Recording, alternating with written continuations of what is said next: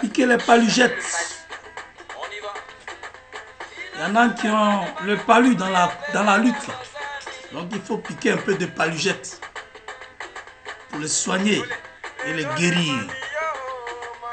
Mais j'aimerais rendre gloire à Dieu et rendre un vibrant hommage à son excellence, le président Laurent Gbagbo.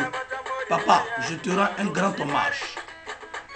Tu as réellement créé du costaud pour la résistance ivoirienne, le Front populaire ivoirien.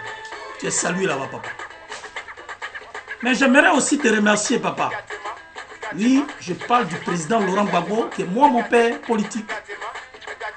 J'aimerais le remercier parce qu'il a eu un ami, un camarade de lutte qui lui est resté fidèle jusqu'au bout. J'ai nommé le vice-président Sangaré Abdraman du Front populaire ivoirien. Oui, loin, je te tire mon chapeau. Mes respects, beaucoup de respect à toi. Longue vie à toi, beaucoup de santé et la prospérité t'inonde. Moi, je suis Steve Biko, orateur des parlements et Agora.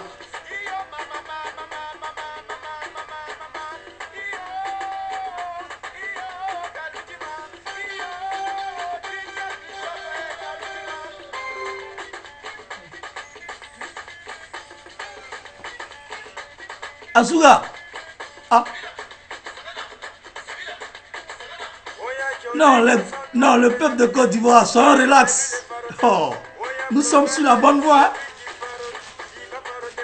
Imaginez un peu, lorsque le peuple d'Israël marchait dans le désert, au fur et à mesure qu'ils avançaient, tous ceux qui déviaient, mais le Créateur ouvrait la terre et puis ces maudits-là tombaient dedans. Et ils mouraient. Quand tu es traître, tu vas subir toi-même les actes de ta traîtrise. Ça va t'emporter. Voilà. Parce que on ne joue pas avec Dieu. Doser, doser, doser, doser.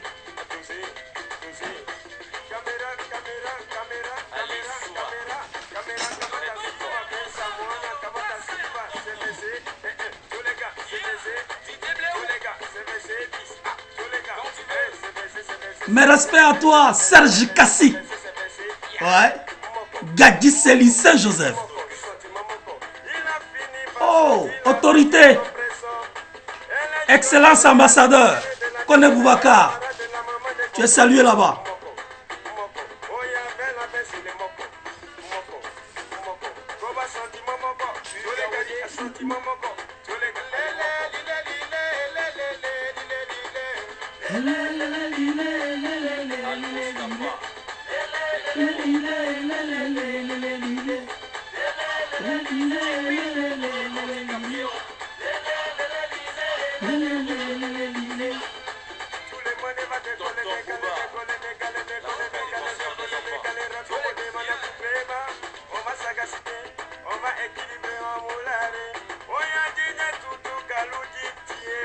Non, il y a des DJ Toutou Baye.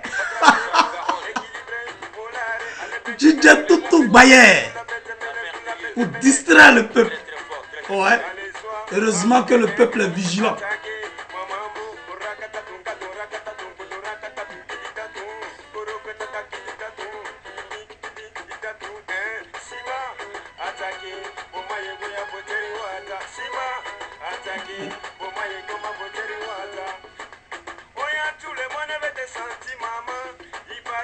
Sans bon. Moko.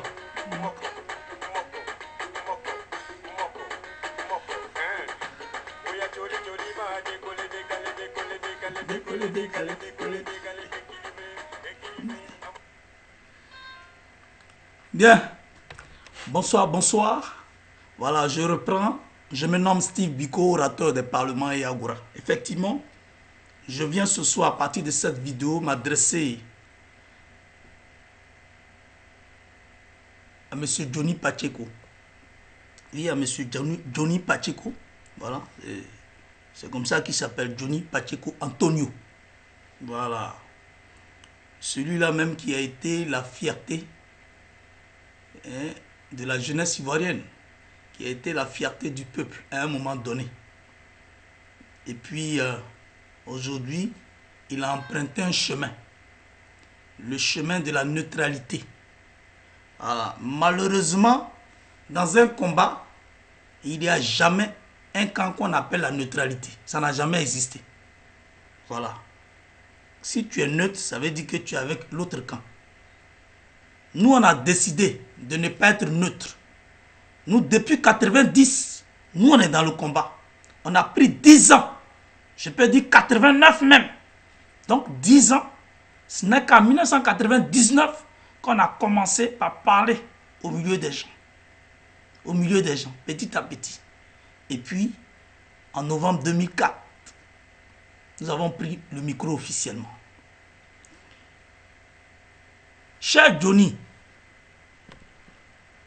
moi, je n'ai pas de rancœur contre ta personne. Et je ne t'en veux pas non plus. Tu es libre de tes propos et tu es libre de ton choix. Mais laisse-moi te dire que par rapport à tes vidéos que j'ai eu la chance de visionner, parce que certains compatriotes ont souhaité que je les regarde. Sinon, à un moment donné, tu t'es déconnecté de moi. Tu m'as supprimé.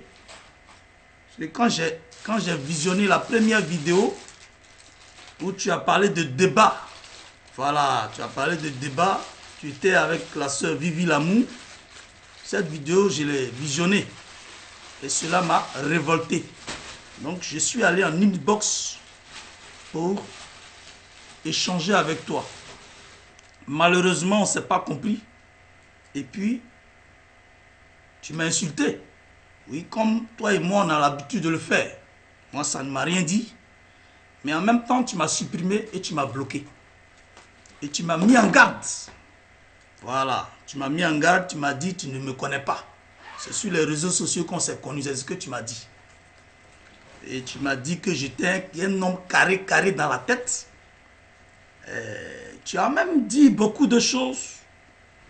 Oui. Tu as même dit que je n'étais pas le fils et l'enfant de Sangaré Abdraman. Et moi aussi, je t'ai dit que tu n'es pas aussi le fils de Pascal Afinguessan. Puis bon, je t'ai même dit que j'allais te contredire. Ce que tu n'as pas apprécié. Voilà pourquoi tu m'as bloqué et tu m'as supprimé. Bien. Il y a une seule personne qui s'est battue pour la liberté d'expression en Côte d'Ivoire. Il a mené ce combat-là pendant 52 ans. Et aujourd'hui, il est en prison à la Cour pénale internationale. J'ai dit bien 52 ans. Si tu connais son âge, fais la soustraction. Tu sauras à quel moment il a commencé la politique et la lutte concernant la liberté d'expression. C'est cette liberté d'expression qui te permet de parler aujourd'hui sur les réseaux sociaux, de faire des posts. Parce qu'il y a un individu qui s'est battu pour cela. Il a fui la corruption. Il a refusé toute compromission. Il est resté égal à lui-même. Jusqu'il a été humilié. Jusqu'aujourd'hui, il est toujours humilié. Il a la Cour pénale internationale. Lui, il a besoin de respect. Il a besoin qu'on lui redonne sa dignité.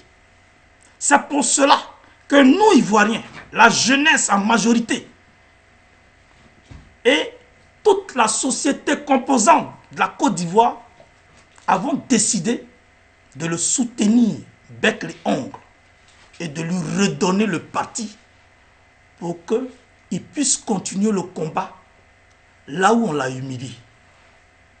Mais j'ai l'impression que ce n'est pas toi, à ta façon de le soutenir. Parce que Laurent Gbagbo, en tant qu'individu seul, ne peut pas mener un combat. Il est avec un groupe de personnes et il est soutenu par un groupe de personnes et il travaille en collaboration avec des gens qui méritent respect. Donc souvent, j'ai l'impression, je me demande, quels sont ceux-là qui t'informent et qui passent tout le temps à te dire des informations et des messages qui viennent de la DGSE française, qui ne sont que des manipulations du système Foka. Parce qu'il y a un laboratoire là en Europe où vous êtes, où les gens réfléchissent comment ils vont faire pour disperser les pauvres babous. Et les gens sont payés, ils sont nourris, ils sont blanchis et ils réfléchissent à ça. Et ils approchent tous ceux qui t'approchent pour te donner information. Et toi, tu ne réfléchis pas, tu parles dans le billard. Bon, c'est normal. Chacun sait sur quoi il est assis et puis il parle. Dans tes propos, j'ai énuméré un certain nombre de points. Je parle de la deuxième vidéo que je viens de voir où tu étais en blanc. Voilà. Tu as parlé des parlements et Agora qui nous a indexés.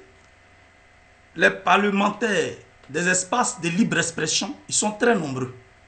Mais nous avons été identifiés en 2009 par le général Charles Blé Goudé. Et nous avons été reçus à la résidence Maya. Nous étions 50. Moi, je faisais partie de ceux-là. Je faisais partie de ceux-là. Nous avons passé, je pourrais dire, un week-end, du vendredi au dimanche. Nous étions à un séminaire en vue de préparer la campagne du président Laurent Gbagbo. Et ses camarades, la plupart qui étaient avec moi, sont encore vivants. Sauf notre frère et ami Magui le Tokar, qui nous a quittés, les armes à la main, qui est tombé sur le champ d'honneur. Je voudrais saluer sa mémoire. Magui le Tokar, c'était un civil. Il n'a jamais été militaire. Il prenait le micro comme nous, mais il en avait marre du comportement de la rébellion. Lui-même, avec les jeunes, il a décidé d'aller dans un camp militaire et de prendre sur lui ses responsabilités. C'est ce qu'il a fait. Et il est resté dedans. Chers camarades, comme beaucoup de jeunes, mais ces jeunes-là, ce sont des civils. Ils n'ont pas prêté serment pour dire qu'ils vont défendre la République. Mais ceux qui sont reconnus et qui ont prêté serment pour défendre la République, c'est ceux qui ont porté le treillis comme toi, Johnny. Tu as été gendarme. Moi, je ne l'ai jamais su. C'est sur les réseaux sociaux que toi-même tu le dis. Mais j'ai honte. Quand tu dis que tu as porté treillis là, et puis tu viens parler, mais quelqu'un qui a porté treillis, mais c'est une partie du silence. Ceux qui portent treillis ne parlent pas. Eux, ils travaillent pour le peuple. Et ils défendent le peuple. Ils sont soldés. C'est-à-dire c'est des personnes qu'on a déjà achetées pour la mort. Et toi, tu refuses de défendre le peuple ivoirien. Et tu viens, tu parles, et tu te joues en neutre. Mais, d'abord, il y a une irresponsabilité de ta part. Tes camarades, là, qui ont porté le même treillis que toi, certains sont encore au pays. Donc, tu as parlé des parlements et Agora, tu as parlé de Serge Kassi, tu as parlé du président Laurent Gbagbo qui a accepté d'aller en exil. Tu as parlé aussi de tout ce qu'on fait là. Ça profite à Draman, tu l'as dit. Et tu as dit que Gbagbo Laurent, le président Laurent Gbagbo a exclu Kone Boubacar. Voici les points sur lesquels je vais te contredire. Voilà, je vais te contredire. Et j'aimerais que ça soit sous forme d'échange. Voilà, ça soit sous forme d'échange. Parce que personne ne peut effrayer son camarade. Dans ce que nous on fait. En 2010 et en 2011, mais en 2011, en avril 2011, il n'y a pas un Ivoirien qui va dire qu'il n'avait pas peur. Il n'y a pas. Il n'y a pas un Ivoirien qui va dire que lui, il n'avait pas peur. Donc, arrêtons de se jouer les dangereux. Arrêtons de se jouer les dangereux. Parce que quand tu as en face de toi 4 forces, tu as l'ONUCI, tu as la rébellion, tu as l'ECOMOG, et puis tu as l'armée française. Qu'est-ce que nous, on pouvait faire en tant que civils? Même vous qui étiez l'armée de Côte d'Ivoire, vos autorités et vos généraux, vos officiers, ils ont fui. Ce qu'on a reconnu comme courageux, c'est l'amiral Vagba Fossigno, c'est le commandant Abey, c'est Conan Boniface et c'est le général Dogbo. Voilà ceux-là qui ont marqué l'esprit du peuple ivoirien. Quand tu parles des parlementaires, tu nous traites de menteurs. Et que nous, on n'est jamais là où les autorités se trouvent. Et puis on passe tout notre temps à mentir. Mais je vais te donner une information. Peut-être que tu ne la sais pas. Parce que je ne peux pas dire que tu ne la connais pas. Tu la connais mieux que moi. Puisque en tant que gendarme, vous avez protégé des autorités. Voilà. Donc, tu sais très bien qu'en politique, il y a trois aspects. Ouais, il y a trois aspects. Il y a les officiels, il y a les officieux et il y a le réel.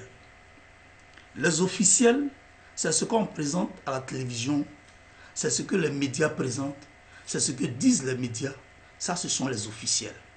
Mais souvent, les officiels sont utilisés pour orienter une déstabilisation. Et ceux qui ont l'habitude de le faire, c'est France 24, RFI. Ces deux médias-là ont déstabilisé et ont sapé le moral des Ivoiriens. Ça a même fouetté l'esprit des hommes antérieurs. Et ça a touché même certains hommes politiques. À telle enseigne qu'ils étaient obligés de se défendre à chaque fois qu'il y avait des débats. Donc les officiels, c'est connu de tout le monde. Tout le monde connaît ça. Donc tout ce que tu racontes là, il y a beaucoup que nous on sait. Mais ça ne dit rien au peuple. Ce n'est pas une vérité que tu dis. Mais ce sont des choses que nous connaissons plus ou moins. Je dirais même que peut-être 30% de ce que tu dis, il y a quand même une part de vérité. Mais 70%, je ne crois pas que c'est juste et c'est vrai. Moi, je ne crois pas à ça.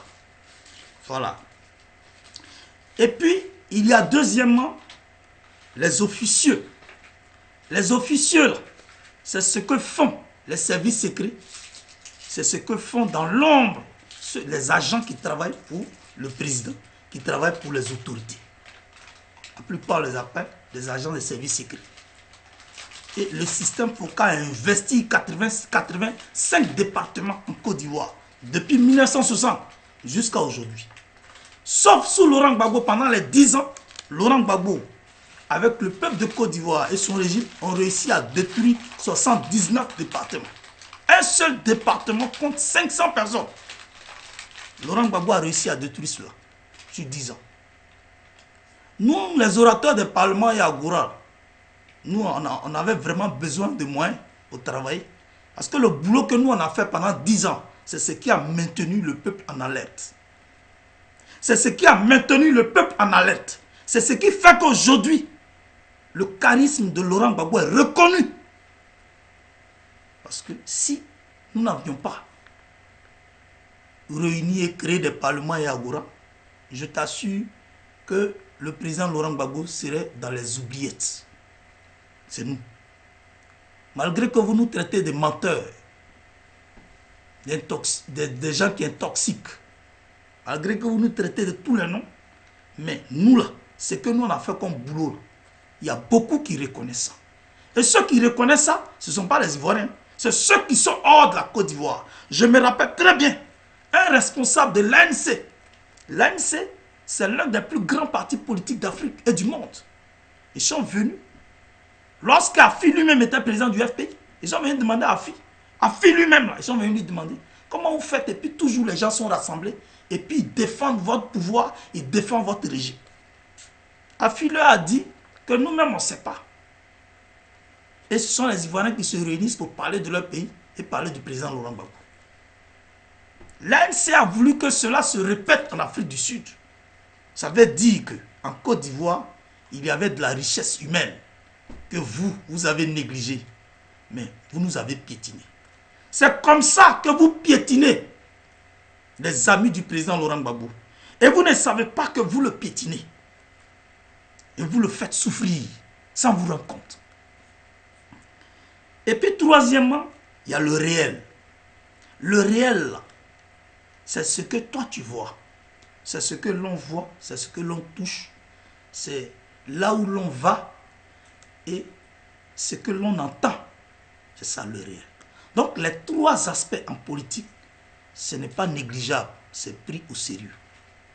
Voilà pourquoi nous là, on parle. Parce qu'on fouille un peu partout pour relater les faits en vue de permettre au peuple de s'unir et affronter le système Focard. Quand tu parles de Serge Kassi, toi tu dis que c'est grâce à Blé Goudé que Serge Kassi a eu l'argent, il a été nourri et blanchi par Laurent Gbagbo. Moi je te dis que ce n'est pas vrai. C'est Blé Goudé qui est venu trouver Serge Kassi dans la lutte. Oui. C'est Blé Goudé qui est venu trouver Serge Kassi dans la lutte. Serge Kassi était parrain de la FESI. Sous ce roguium. Comme André, tu ne sais pas. Toi, tu étais secrétaire général de la FESI, tu me l'as dit une fois. Mais tu ne sais pas que Serge Kassi a été parrain de la FESI. En 90, celui qui a sorti le morceau. T'es là. Comment on chante ça? John Brie, tu es dans le quartier. À cause de toi, on ne peut même plus dormir. En ce moment, moi, Biko, j'étais à Port-Boué. Port-Boué, là, c'est mon quartier. Et Serge Kassi, il y a au quartier, nous, on l'appelle Petit Kwasi. Moi, mon quartier, c'est le Tchakaïtchek. Et ce n'est pas loin du quartier de Serge Kassi. Donc, je connais très bien Serge Kassi. Donc, arrête de raconter du n'importe quoi. Quand on ne connaît pas quelqu'un, on n'invente pas. S'il n'a pas l'argent, il n'a pas les moyens, ce n'est pas un crime. Ce n'est pas un crime. D'ailleurs, même, il est en exil. Et puis, ses biens sont dilapidés par Draman. Ses biens sont détruits. Et moralement, il est atteint, mais il continue de braver. Donc, il faut le respecter. Il faut le respecter. Serge Kassi a été le premier que le système Focard, je veux dire le pouvoir du Faux-Boigny, a maltraité. Ils l'ont brutalisé, ils l'ont frappé, ils l'ont mis en prison. Il était le premier qu'on torturait en tant qu'artiste engagé. Quand on ne reconnaît pas les mérites de quelqu'un, ça veut dire qu'on ne sait pas. Et il me semble que tu ne sais pas. Donc je t'informe.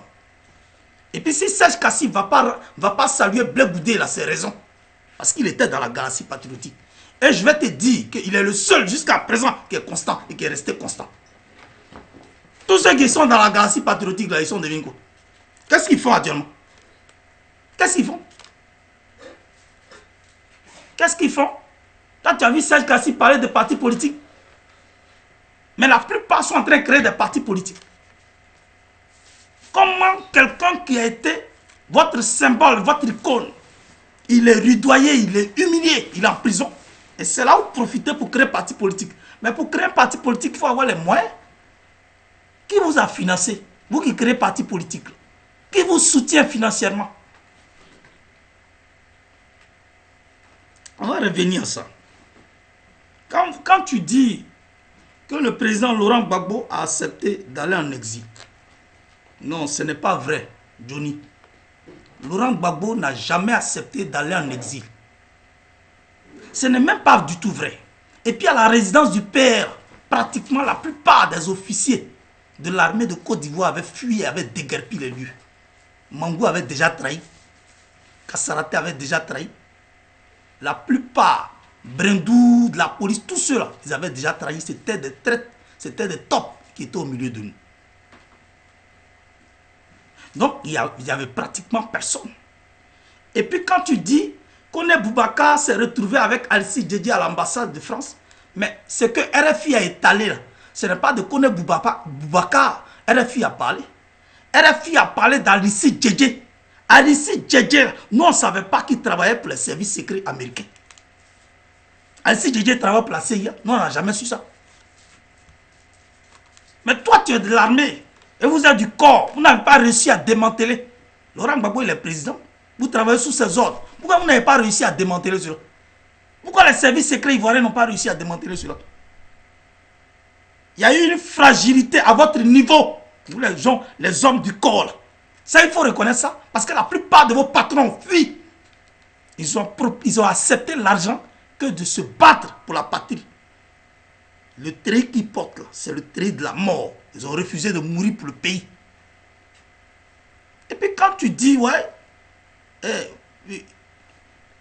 comment on appelle le commandant CKCK est venu négocier, appeler. Mais attends, tu crois que nous on est là pour écouter les conneries comme ça? À cette époque-là même, qui avait l'âme tranquille pour écouter tout ça? Il y a des gens, même quand ils ont vu Laurent Gbagbo à la télévision, en t-shirt, en débardeur, mais il y a des femmes qui sont tombées, elles sont mortes. Il y a des gens même qui ont piqué des cris, ils sont morts. Est-ce qu'en ce moment, en 2011, en avril, des gens avec la tête tranquille? Qui était lucide à cette époque-là? C'était les courageux qui tenaient. Donc on ne peut pas parler de quelqu'un à trahir ici, qui que ce soit. C'est la personne qu'on n'a pas envoyée qui allait à l'ambassade.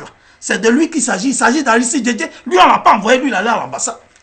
Mais au même moment de l'investiture du président Laurent Gbagbo, bien avant cela, on l'a retrouvé avec l'ambassadeur américain.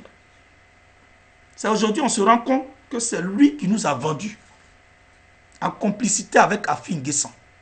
Afi N'Guessan était traître depuis 2001. Afi, il était traître depuis 2001. Et c'est sa traîtrise-là que Lida Kwasi a dévoilé, a révélé qu'aujourd'hui Lida est maintenu en prison. Donc quand on ne sait pas un certain nombre de choses, on ne parle pas parce que celui-là tire les informations ici, tire les informations de la DGS français pour venir parler. Et puis toi tu te permets de dire que Stéphane Kipré c'est lui qui est le patron du Front Populaire Ivoirien. Il faut respecter le FPI. Il y a 3 partis qui marquent l'humanité actuellement. Il y a la Chine populaire de Mao Tse-tung. Deuxièmement, il y a le FPI. Le FPI vient en 2e position dans le monde. Voilà pourquoi le système Foka a peur et veut forcément détruire ce parti-là. Si on vous donne des miettes, ou bien si on vous donne de l'argent pour vous attaquer à des individus du parti, ça veut dire qu'on vous a envoyé en mission pour détruire la lutte ivoirienne. Pour détruire la pensée et l'émancipation du peuple ivoirien. Et en 3e position, c'est l'ANC qui vient. Stéphane Kipré est trop petit pour être président du FPI. Stéphane Kipré, là, politiquement, il est très nul. Même moi-même, Bikotion me met là devant lui, là, moi, je le bats politiquement. Il n'est rien, Stéphane Kipré. Non, c'est Stéphane Kipré qui paie telle personne, c'est Stéphane Kipré qui paie telle personne. Stéphane Kipré peut payer qui? Quand on ne sait pas un certain nombre de choses, on ne parle pas. Toi, tu sais l'argent là où il prend pour venir payer quelqu'un? Toi, tu sais ce qu'il faut prendre pour venir payer qui que ce soit? Actuellement, personne n'est payé au FPI. Mais le FPI, le Front Populaire Ivoirien, ils ont des alliés. Est-ce qu'on est obligé de te dire les alliés du Front Populaire Ivoirien? Et le FPI sait qui il envoie vers ses alliés. Le FPI, là, ils savent, les cas du FPI, là, ils savent qui ils envoient vers les alliés. On n'est pas obligé de te dire. Donc si toi, tu as eu les informations ramassées, là, les informations ramassées ou ramassées quelque part pour venir parler et pour faire croire que toi, tu dis la vérité. Ça, ce n'est pas une vérité. Ça, c'est un dénigrement. On n'appelle pas ça de la vérité, on appelle ça un dénigrement. Parce que quand on ne comprend pas quelque chose, on se renseigne. Très bien. Voilà. Puis, Laurent Gbagbo va aller en exil. Mais c'est Laurent Gbagbo qui a gagné les élections. Il va aller faire quoi en exil? Il va aller faire quoi en exil?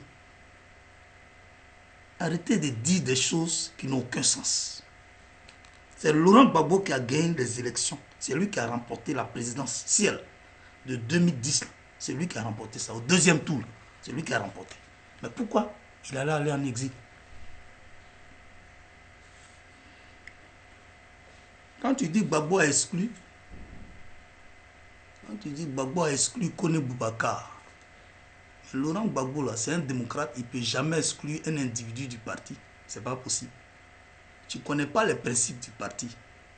Et puis c'est vrai, tu n'es pas du FPI, mais pourquoi tu parles du FPI? Tu ne sais pas comment le FPI fonctionne. Tu ne sais pas comment on exclut quelqu'un du parti. Toi, tu ne connais pas. Donc si les militants et les cadres du FPI te disent que Affi N'Guessan est exclu, c'est la procédure qu'ils ont mis en exécution. Voilà pourquoi ils te disent que Affi N'Guessan est exclu. Et toi, tu ne veux rien comprendre, tu ne veux rien savoir. Mais Affi N'Guessan, c'est un traître depuis très longtemps. Toi, tu ne sais pas ça. Toi, tu ne sais pas, nous, on t'informe. Ouais, il était traître depuis qu'il était président du FPI. Mais quand Affi était président du FPI, là, il recevait 800 millions de francs CFA par mois. Il n'a pas fait le point au parti. 10 ans qu'il a dirigé le parti. Il n'a qu'à faire le point de l'argent qu'il a reçu. Il n'a jamais fait le point. Ça s'appelle quoi? Ça s'appelle le vol. C'est un voleur. De même, ton blé dont tu parles, blé aussi il recevait des perdiens de l'État de Côte d'Ivoire à l'égard de la jeunesse. Moi, je n'ai pas dit on dit. Celui qui m'a dit ça, là, il s'appelle, j'étais avec Soro Adama, qui est un collègue orateur du Parlement Yagoura. Et nous sommes allés dans le bureau de Ouattara Nyonzié. Mais Ouattara Nyonzié ne nous l'a pas dit parce qu'il voulait dénigrer quelqu'un. Moi, j'étais avec Soro parce que Soro, il sait que moi, je ne vais jamais dans le bureau. Donc Soro, voulant m'aider, m'a dit non, allons, on va voir mon patron. Il va penser aussi à toi. C'est comme ça que nous sommes allés. Ouattara Nyonzié a dit qu'il va en parler au président de la République. Le président lui a dit que lui, il décaisse 800 millions pour la jeunesse chaque fin du mois. Et ça va. Cet argent-là est pris par les responsables de la jeunesse. Qui était responsable de la jeunesse à cette époque? C'est Blé Goudé. Cet argent qu'il prenait chaque fin du mois pendant 10 ans, cet argent, il ne nous a pas fait le point. Parce que si moi je recevais cette somme-là, peut-être 6 mois après, j'allais renverser Draman. Et je ne le cache pas. Et bizarrement, il est en prison et puis lui crée parti politique. Moi, je ne comprends pas ça. Moi, je vois ça une trahison. Il nous a trahis, nous les jeunes. Oui. Et puis c'est toi, dès que vous partez à la CPI, vous venez, vous êtes transformé. Et vous vous attaquez à Sangaré. C'est-à-dire que Blé vous manipule, quoi. Je ne sais pas qu'est-ce qu'il vous a donné là-bas. Ce qu'il vous dit, parce que souvent il est seul dans la guérite avec vous. Ce qu'il vous dit là, le vieux n'est pas informé. Lui, c'est le champion de la manipulation. Charles Blé Goudé, c'est de lui, moi, il parle. Lui, il est qui et puis on ne parle pas de lui. Et puis vous-même, vous êtes qui? Et puis on ne peut pas vous contredire. Vous êtes Dieu. Vous êtes le ciel et la terre. Quand on parle là, vous bandez les muscles. La meilleure façon de bander les muscles, c'est de chasser Draman.